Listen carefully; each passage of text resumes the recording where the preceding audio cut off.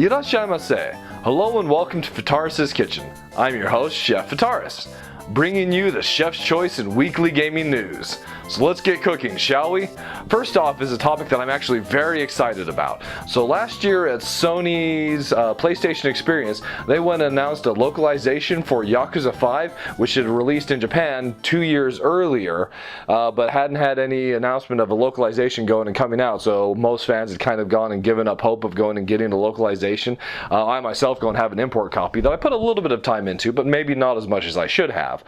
But there was originally targeted supposed to sometime in later 2015, so we're starting to go and get into the last couple months of 2015 for releases, and there's finally a little bit of news about Yakuza 5. So this past Friday, Sega went and updated their blog with a blog post about the status of the Yakuza 5 localization. Apparently they went and ran into some technical problems going and dealing with replacing the Japanese text with English, and it took a lot of time to go and get that sorted out. But that's been sorted out, everything's back on track, and at least as it's being reported across the web, they're going and targeting a mid-November release for it. I'm not 100% certain where the mid-November goes and comes from. From all my research, I wasn't actually able to go and come up with that date myself, or rather that time frame myself. So take that as you will, but it does go and mean that we're going to get close to the localization of Yakuza 5. Unfortunately, it's only going to go and be a digital-only release, which is a little bit painful given how big the title actually is, but it could be worse. It's digital only on the PSN. I would have really loved a physical release of it, but admittedly, I do already go and own at least one version of it physically. So, moving on to our second item, it's another release date announcement. This one a little bit more concrete, and yet another one that I'm just as excited about.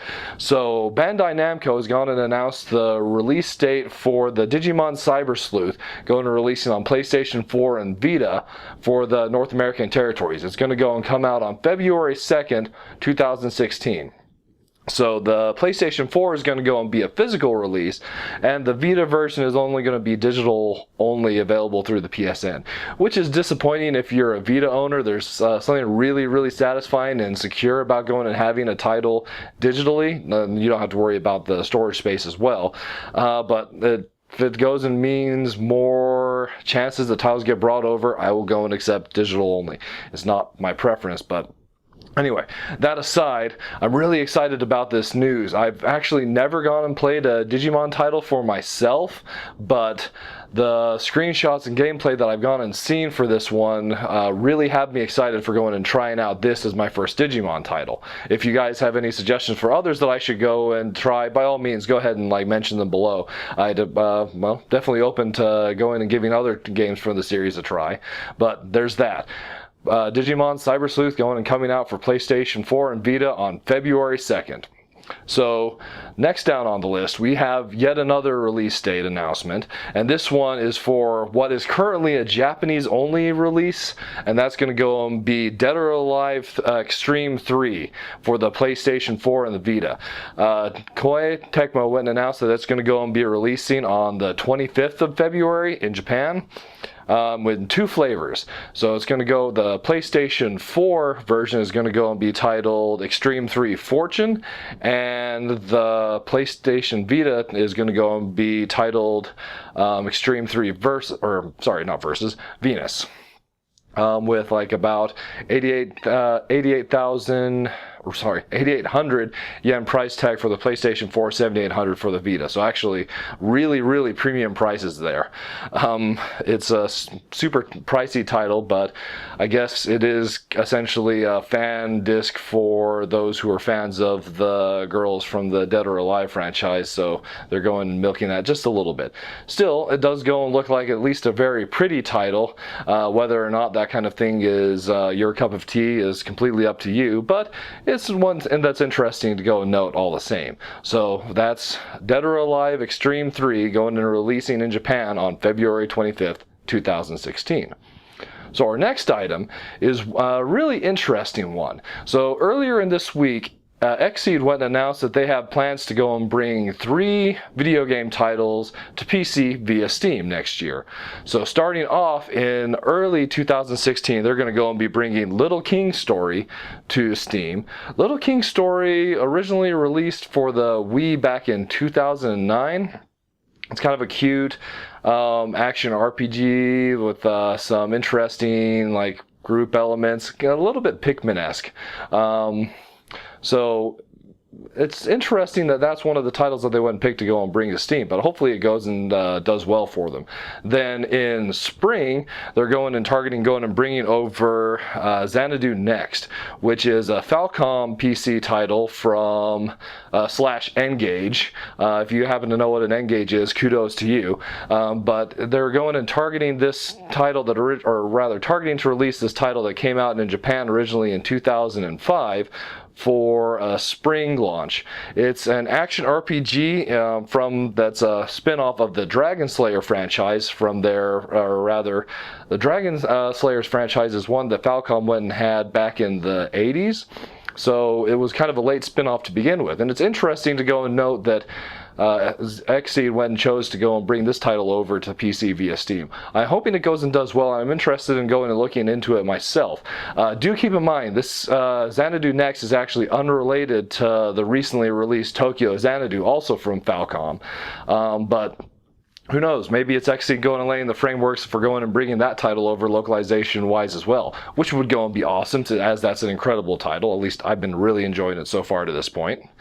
And then in summer of 2016, Xseed is planning on going and bringing the previously Vita exclusive Senran Kagura Shinobi Versus to Steam. So that one should go and be interesting to go and see how that one's brought over, as the beat 'em up, the Busty Ninja beat 'em up title is definitely a popular one. So we'll see how it goes and does on Steam as well. Definitely some awesome stuff to go and look forward to there. So next on our list, related to Xseed, we go and have an announcement of a new title from Marvelous, Xseed's parent company, Japanese parent company. And that's a title for the Vita from the Senran Kagura producer, Kenichiro Takaki, and that's going to go and be titled Upper. It's a brawler that goes and takes place on this remote island where all these guys go just to go and engage in these like bare fist brawls. And you're just playing the role of this relatively untrained martial arts individual with just like massive strength and animal like fighting instincts. So it's kind of a departure from Takaki's usual fare of busty ninja girls and that sort of thing, but fear not, there is a little bit of that in there. In addition to the brawling, if you go and happen to defeat your enemies in front of crowds of women, you go and power up, and part of that is also like groping mechanics and going and burying your face in the girl's breast, that sort of thing. I guess it's kind of what you would expect from Marvelous at this point. It should be interesting to go and see how that title goes and develops. I don't have a release window written down at this point, but we should go and be seeing that sometime in 2016 for the PlayStation Vita. So, moving on, a really positive note here. Well, this one's kind of an interesting one. So, Allison Road is first-person survival horror title being developed by this newly formed group of developers who, Mike, I'll have quite a bit of history behind, or each of the developers have some history behind them. But it's basically a survival horror that was inspired by Konami's now defunct PT Silent Hills demo. They did go and have this Allison Road up on Kickstarter to go and get funds for their company Lilith to go and actually develop and produce the game. But they've recently canceled the Kickstarter with an announcement of a publishing deal with the UK developer / publisher Team 17, best known for their Worms franchise. So the reason I go and bring this up, as survival horror is definitely not a genre that I'm really big into, but one thing that's great to go and note about this is it's a developer that's going to be really transparent about what they're going and doing. Has some rather high-profile Kickstarters that I won't go and necessarily bring up have gone and ran an entire Kickstarter very successfully, got quite a bit of money, and then it's later revealed that they also had these publishing deals with these big publishing houses that also have a lot of deep pockets as well. Well, deep enough anyway. So it's really, really satisfying to go and see this kind of transparency from a developer. They're like, hey guys, we want you to your support, but we'll go and maybe look at going and getting it further down the road because we go and have this publisher and we're going to go and work with them rather than going and taking your money for this project at this point. That's a wonderful, wonderful thing to go and see from a developer, and I hope we go and see a lot more of that kind of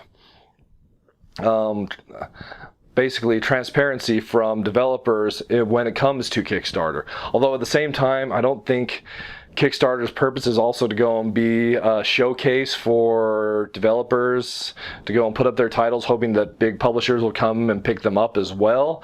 But at least I feel like this is definitely a really positive note and a step in the right direction.